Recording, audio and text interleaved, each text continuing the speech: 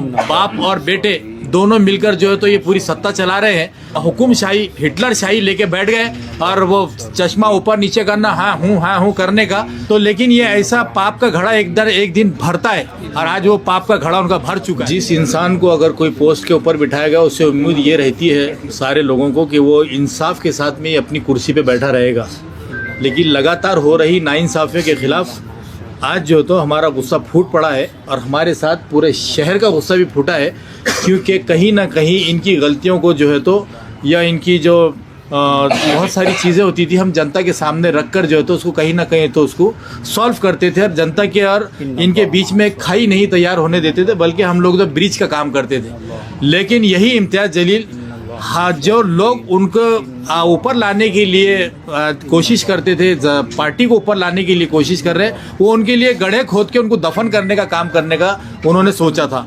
आज हमारे कई कार्यकर्ता, पूरे नगर सेवक जो है तो आज लगातार कई सालों से जो है तो जनता के बीच में जनता की सेवा दिन और रात कर रहे हैं। लेकिन इम्तियाज़ जलील साहब जब ऐन मौके पर इलेक्शन आते हैं, कुछ महीने पहले पूरे महाराष्ट्र की बॉडीज डिसॉल्व कर देते हैं, सारा कारोबार अपने हाथ में ले लेते हैं, उसके बाद में किसी को हलने की और किसी को चलने की गुंजाइश भी नहीं रखते। तो लेकिन ये ऐसा पाप का घड़ा एक दिन भरता है और आज वो पाप का घड़ा उनका भर चुका है। हम बहुत दिन से बर्दाश्त कर रहे थे, क्योंकि हम लोग ये चाहते थे कि हमारी पार्टी की आइडियोलॉजी सबको जोड़ना, सबके लिए इंसाफ की लड़ाई लड़ना और सबको जो है तो इंसाफ दिलाना, तो ये हम लड़ाई लड़ते थे। लेकिन हमको पता नहीं जो मुखिया है हमारा, तो वो खुद की लड़ाई लड़ रहा है, वो पार्टी से बढ़कर अपने आप को समझ रहा है। उसके बाद में वो समझता है कि मैं खड़ा तो पार्टी खड़ी रहेगी, मैं बैठा तो पार्टी बैठ जाएगी, मैं दिखा तो पार्टी, मैं हूँ तो पार्टी। हम समझते थे कि हम सब मिलके है पार्टी।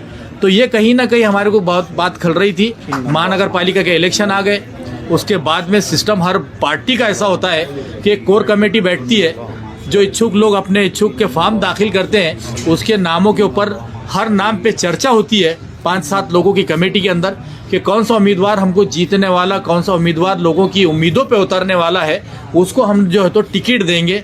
तो लेकिन हम यहाँ पे देख रहे हैं कि ये जनाब का एक ऐसा हो गया कि इन्हों बाप और बेटे दोनों मिलकर जो है तो ये पूरी सत्ता चला रहे हैं। और जो हम लोग, जो यहाँ की जनता ने मुझे 80,000 वोट दिए, ये 80,000 लोगों का क्या बोलना है, इनका क्या सोचना है, ये मैं उनके सामने रखने के लायक भी नहीं समझ रहे वो लोग।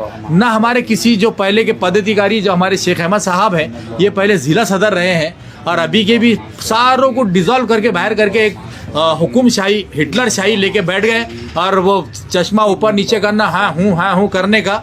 और जो है तो लोगों को है तो मिलना नहीं, बात नहीं करना, फ़ोन नहीं उठाना, कब तक इंसान बर्दाश्त करेगा। तो आज जो है तो पूरे औरंगाबाद का गुस्सा इनके खिलाफ फूट पड़ा है कि ये इम्तियाज़ जलील साहब जो है तो शहर को, जो इत्तेहाद की बुनियाद के ऊपर जो एक जगह एक बार नहीं कई बार हुआ है और इसकी मिसाल पूरे हिंदुस्तान में दी जाती है, तो ये समझ रहे हैं कि इनकी जागीर हो गई है, ये समझ रहे हैं इनकी वजह से हुई है।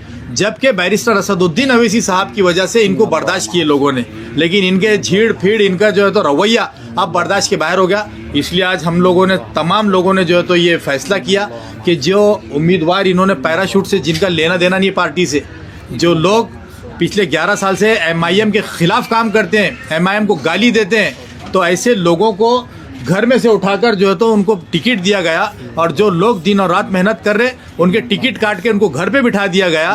तो ये नाइंसाफ़ी के खिलाफ आज हमने एक नारा लगाया है कि इम्तियाज़ जलील हटाओ और मजलिस बचाओ। महाराष्ट्र के अध्यक्ष पद से इनको राजीनामा देना होगा, औरंगाबाद शहर के इलेक्शन से इनको बाहर करना होगा। मैं बैरिस्टर असदुद्दीन अवैसी साहब से यही अपील करूंगा कि हैदराबाद से किसी MLA साहब को आप यहाँ पे लाकर बिठाइए, पूरा इलेक्शन उनके हाथ में दीजिए। अभी भी वक्त है कि जो पैराशूट से आए हुए उम्मीदवारों को सी फॉर्म लगाकर बाहर का रास्ता दिखाया जाए और हमारे उम्मीदवार जो हकदार है तो उनको जो है तो न्याय मिले और उनको वापस से जो है तो बी फॉर्म देकर उनको कंटिन्यू किया जाए। वरना जिन हकदार उम्मीदवारों को टिकट मिला है, हम उनके लिए पॉजिटिव हैं, और जिनको नहीं मिला, जिन्होंने आज पक्ष के फॉर्म भरे हैं, हम उन उम्मीदवारों के लिए ग्राउंड पे उतरकर पूरा शहर मेहनत करेगा और उनको जिताने का काम करेगा। और ये पैराशूट वाले, बाहर वाले, कल की पार्टी में आने वालों को हराने का काम हम करेंगे। नाराज किती लोक झालेले आहेत आणि तुमच्या सोबत किती आहेत नाराज? नाराज बोले तो पूरे तो नगर सेवक भी है, पूरे कार्यकर्ता भी है, 30 टिकट दिए, 3000 लोग कार्यकर्ता है, जिसमें से लोग कार्यकर्ताओं को भी अगर नहीं टिकट देना था, कम से कम बुला के बिठा के समझा के आपने बोलना चाहिए था कि मैं आपको किस लिए टिकट नहीं दे रहा हूँ। नगर सेवकों को बोलना चाहिए। नगर सेवक के ऊपर आप इल्ज़ाम लगा रहे कि ये गद्दार है, और नगर सेवकों का ये बोलना है कि ये मांडोली किंग है, तो ये फिर किसका सही है, आपका या हमारा? हम देख रहे हैं कि हाँ, धुलिया के अंदर आप हमारे को जो है तो जिम्मेदारी देके पूरा ग्राउंड बनाने लगा रहे, और पीछे के दरवाजे से करोड़पति अजीत पवार का आदमी आके आपको हाईजैक कर रहा है। आपके पास में कभी भी रात बेरात वो आपके आजू बाजू नजर आ रहा है, और हमको मिलने के लिए अपॉइंटमेंट लेना पड़ रहा है साहब, हमको मिलने के लिए मैसेज डालना पड़ रहा है, फ़ोन नहीं उठाए जा रहे। और वो जो बाहर के आए हुए 4 दिन के, तो ऐसा कौन सा डल्ला दे दिया उन्होंने आपको ऐसी कौन सी लालूच दे दी उन्होंने कि आप उनको इतना एंटरटेन कर रहे हैं? साहब, अल्लाह ने अक्ल सलीम सबको दिया है, समझे क्या? लेकिन हम बोलते हैं कि आपके ऊपर जब भरोसा किए तो आंख बंद करके किए थे, लेकिन जब आंख खोले तो हमारे भरोसे का खून हो चुका था, और ये खून बार बार होने नहीं देंगे। नाम भी नहीं है ना कितने नगर सेवक? हाँ, नगर सेवक के अंदर मेरे बाजू में शेख अहमद साहब बैठे हैं, ये संगीता ताई वाघुले हमारी बहन जो 11 साल से मिसरवाड़ी की नगर सेविका है, आरिफ हुसैनी जो पार्टी के प्रवक्ता रहे हैं, एक मजबूत उम्मीदवार रफत यार खान है, उसके बाद में डॉक्टर अफजाल है, ज़मीर अहमद खादरी जो विरोधी पक्ष नेता रहे, जिन्होंने काफ़ी काम किया उनके वार्ड में, पूरे औरंगाबाद में उनकी चर्चे है, अजीम खान है, अबुल हसन हाशमी है, और रफ़ीक चीता है, ये जफ़र बिल्डर है, और अज्जू नाइकवाड़ी है, और ऐसे बहुत सारे नाम है भाई। इनको टिकट नहीं दिया गया। देने वालों का नाम बोलेंगे तो आप मैं बता दूंगा। सलीम सहारा उनको किसी ने फ़ोन करा बेचारे को, उनको टिकट मिला, और उसके बाद में अय्यूब जागीरदार, उनको लड़ना पड़ा अपने टिकट के लिए, कल जाके उन्होंने बोल दिए। तीसरा एक टिकट जिसके वो झगड़े हुए, जो नेशनल मीडिया के ऊपर भी आया, तीसरा उनको मिला, और चौथा जो है तो हाजी इसाक साहब को मिला, कि जो है तो बड़ी जद्दोजहद के बाद में उनको टिकट मिला, जबकि वो दिन और रात ग्राउंड के ऊपर काम कर रहे हैं। और हमने जिन उम्मीदवार अच्छे मजबूत हमारे कैंडिडेट लेकर आए थे कांग्रेस से निकाल कर MIM में, अय्यूब खान, उनको कमिटमेंट के ऊपर लाया गया था कि आपको इलेक्शन में टिकट देंगे, तो ये बोलते कि हमारे पास गुंजाइश नहीं। और गुंजाइश किसके लिए निकल रही? उसामा के लिए, जिसने कभी पार्टी का झंडा पकड़ा ना डंडा पकड़ा, ना कभी पार्टी की बात की, हर वक्त पार्टी के खिलाफ में रहा। ऐसे लोगों के लिए उनके पास गुंजाइश है। और अय्यूब जागीरदार जैसे उनके लड़के को लड़ाना चाह रहे थे, जो दिन और रात मजलिस के लिए मेहनत करता है, उसको बाहर कर दिया गया रास्ता है अपने। ये गलत बात। यूसुफ शेख आए थे अभी कांग्रेस के आपसे।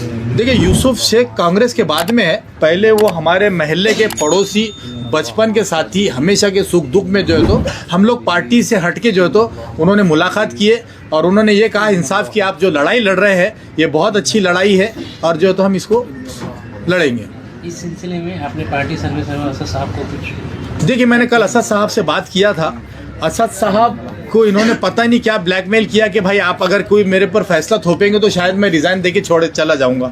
तो उन्होंने भी कहीं ना कहीं, मेरे को ऐसा लगता है कि इनके फैसलों से नाराज़ होने के बाद भी ऐसा कुछ सख्त एक्शन नहीं लेते। मैंने कल कहा, उन्होंने मुझसे कहा कि भाई आप एक मरतबा इम्तियाज़ साहब से बैठिए, डिस्कस करो, ये करो, तो इन्हों तो तैयार नहीं हो रहे ना उसके लिए।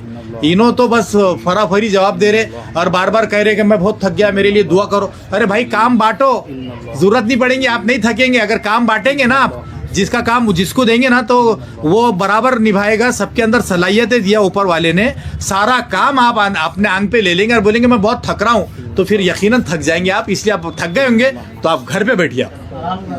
तो आपको नहीं लगता है इससे पार्टी का नुकसान होगा? पार्टी का नुकसान होगा? नहीं, बिल्कुल नहीं होगा। हम पार्टी के फायदे के लिए रोड पे उतरे आज। ये जो हमने आपसे कहा कि जो हकदार उम्मीदवार को टिकट मिला, हम उसके साथ में हैं, और जो हकदार उम्मीदवारों को टिकट नहीं मिला, जिन्होंने जो है तो अपनी दावेदारी अपक्ष से जो है तो रखी है, तो हम चाहेंगे उनको मदद करना, उनको जिताना और वापस में मजलिस में लेकर आना। ये चाहेंगे। लोग ऐसे अपक्ष खड़े हुए हैं अभी हमारे पास, अभी कई लोग जो है तो लाइन में लगे हुए, अभी पूरा फिगर हमारे पास आया नहीं। जब सही फिगर आएगा तो हम आपको बता देंगे। अपक्षाच्या पाठीमागे तुम्ही राहणार? अपक्ष वो जो पार्टी के लॉयल है, जो हकदार है, उनके साथ। जैसे आपको जिनको टिकट नहीं मिली है, ऐसे लोगों का पैनल बन गया? हाँ, बिल्कुल, पैनल के यकीनन।